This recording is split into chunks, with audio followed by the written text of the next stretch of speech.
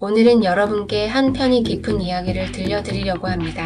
이 이야기는 우리가 현실 속에서 매일 겪고 있는 감정과 오해, 관계의 진실을 너무도 선명하게 보여주고 있습니다.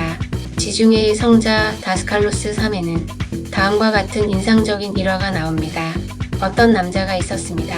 그는 마지막 생을 자살로 마감한 돈 많은 구두쇠였습니다.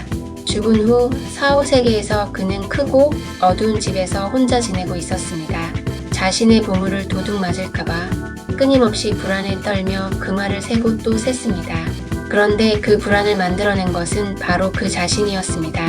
잃어버릴지도 모른다는 강박적인 생각이 실제로 잃어버림을 현실처럼 만들고 있었던 것이죠.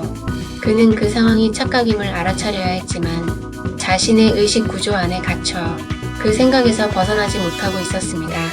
그의 곁에는 검은 옷을 입은 한 하인이 있었습니다.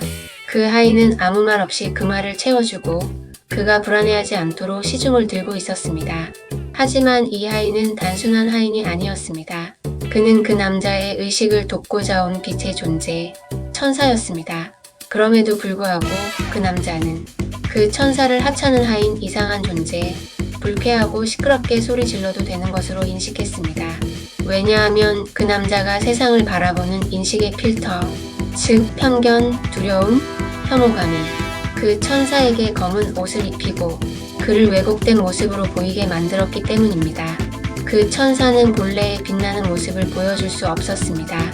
그가 가진 고정관념 안에서 자신이 만든 투사 속에서만 존재할 수밖에 없었기 때문입니다. 이 이야기를 들으며 저는 제 인생의 많은 순간들이 떠올랐습니다. 저 역시 누군가를 진심으로 도왔고 빛을 흘려보냈으며 그들의 부족함을 말없이 메우며 곁을 지켜주었습니다.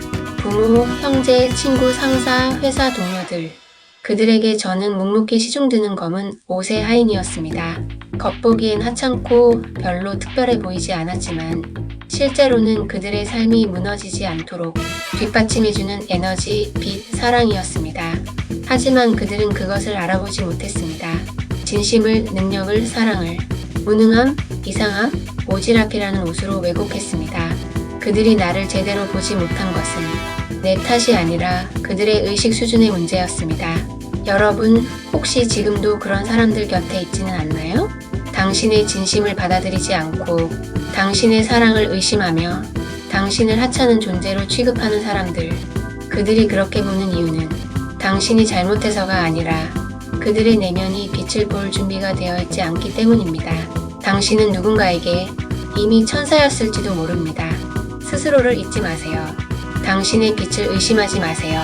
빛은 누군가가 알아보든 못 알아보든 그 자체로 존재의 가치가 있습니다. 당신은 그 어떤 검은 옷으로도 가려질 수 없는 존재입니다. 빛은 결국 드러나게 되어 있으니까요.